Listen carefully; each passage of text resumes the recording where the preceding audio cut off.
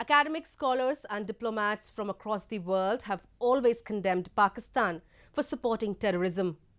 Recently, Christine Fair, a leading American expert, and Nikki Haley, a former US envoy to UN, slammed Pakistan's state machineries for supporting terrorist outfit in their terror plans in the subcontinent. UN-designated terrorist outfit Lashkar-e-Taiba and Pakistan's notorious spy agency ISI are an idle proxy of each other, said Christine Fair, a leading American expert on security issues. Speaking at an international event, Fair asserted Pakistan Army trains terrorists in their territory and provides foreign funds and equipment to Afghan Taliban to carry out terror attacks in Afghanistan.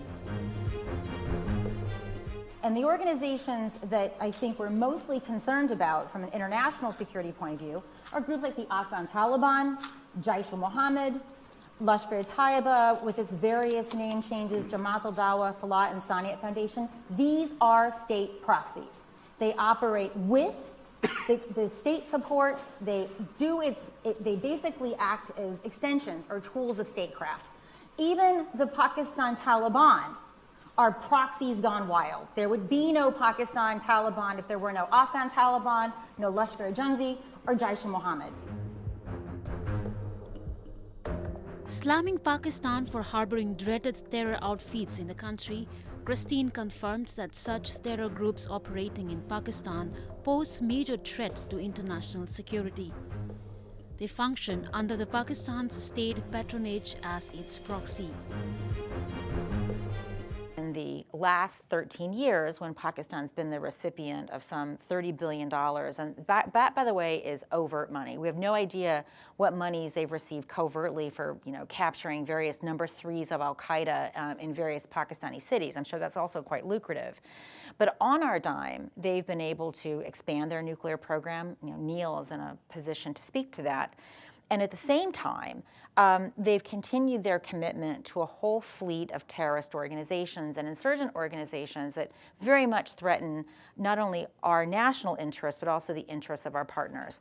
And to put a very fine point on this, in exchange for that $30 billion that we collectively have given the Pakistanis, they have taken that money with one hand and they filtered it through a variety of mechanisms with the other hand to the Afghan Taliban, who are killing our troops.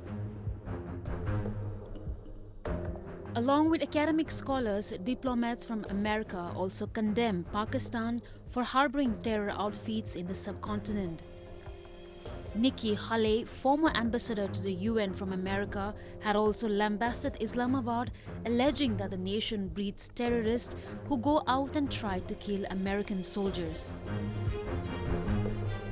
Pakistan has played a double game for years. They work with us at times, and they also harbor the terrorists that attack our troops in Afghanistan. That game is not acceptable to this administration.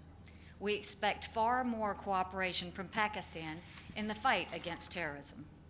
The President is willing to go to great lengths to stop all funding from Pakistan as they continue to harbor and support terrorism.